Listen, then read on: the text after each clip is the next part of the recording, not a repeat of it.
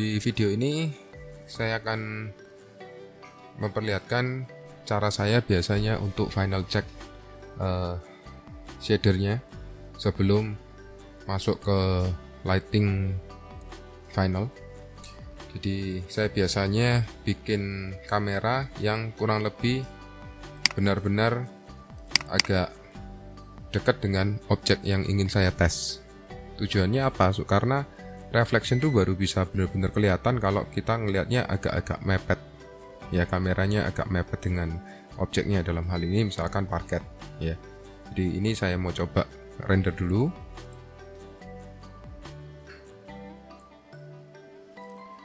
Jadi ini kurang lebih hasilnya yang untuk lantai. Coba saya kurangin exposure-nya supaya agak gelap. Nah, di sini kita bisa lihat bahwa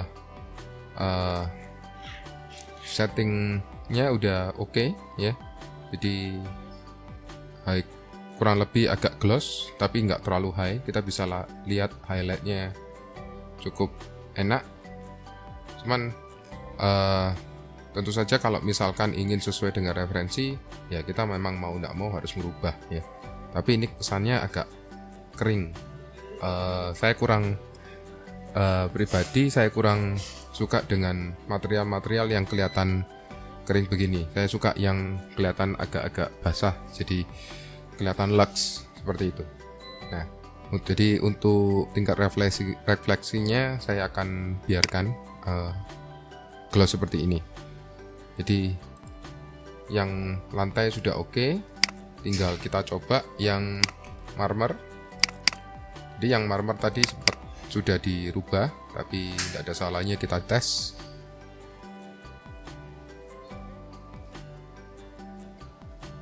Untuk material ininya, marmernya, saya rasa sudah cukup oke di sini. Jadi saya tidak akan terlalu merubah ininya,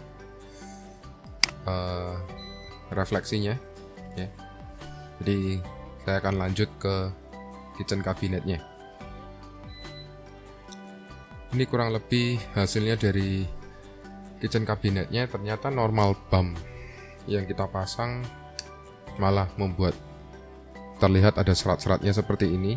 Sebenarnya kalau materialnya memang material yang kayu berserat sih nggak apa-apa, tapi ternyata kan beda sama referensi yang ingin kita tiru, ya. Kita lihat, kita inginnya kurang lebih seperti ini, jadi ada kesan-kesan metalnya. Cuman memang kan inginnya agak gelap dari ini. Nah, jadi ini saya stop. Kita lihat material kabinetnya. Ini saya tutup.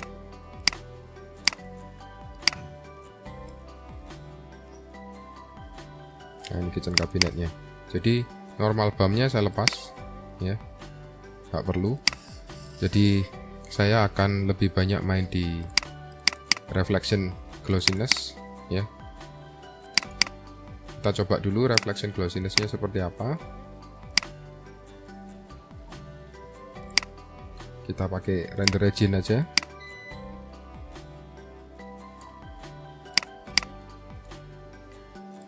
Nah, seperti ini.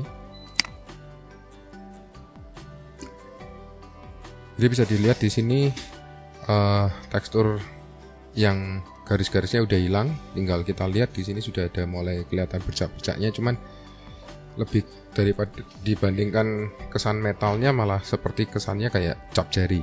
Jadi kita rubah dengan mengurangi reflection glossiness-nya, karena cap jarinya kelihatan sekali karena reflection glossiness-nya. Jadi kita cuma tinggal pakai 10, kemudian glossiness-nya saya kasih 0,65, ya. Kita tinggal coba tes lagi. Nah, sekarang kita bisa lihat bahwa teksturnya sudah tidak seperti tadi, ya. Kalau tadi seperti kelihatan banget cap jarinya, kalau ini tidak.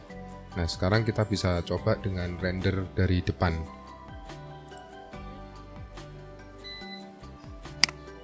Reginnya saya matikan. Saya kembalikan ke kamera yang depan. kita coba render. Nah ini sekarang udah kelihatan semuanya udah enak ya refleksinya, jadi sepertinya nggak perlu terlalu dirubah. Jadi cuman saya rasa yang untuk tray-nya ini yang perlu dirubah sedikit warnanya. Jadi saya rubah cepat aja. Jadi hanya perlu dibikin disaturate sedikit ya, saturasinya dimatikan dikurangi sedikit.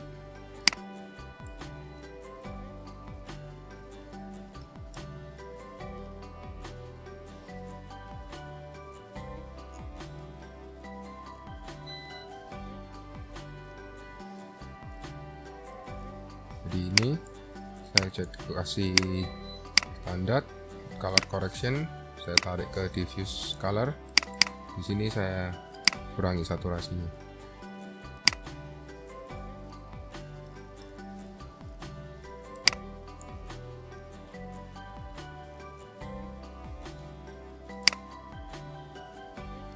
Saya buka dulu.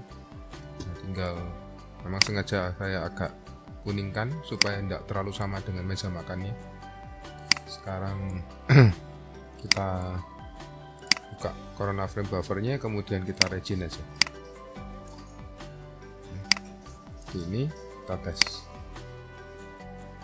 Oke, udah jadi, tapi saya rasa terlalu disaturate ya, jadi saya tambahkan saturationnya ya, kurang lebih seperti ini. Dicoba lagi, kita lihat hasilnya.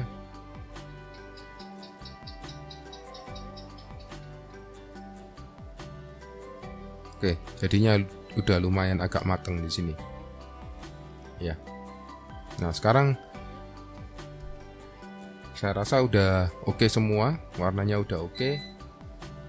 Jadi cukup sampai di sini untuk koreksi warna materialnya. Di video berikutnya saya mulai akan masuk ke teori komposisi kamera.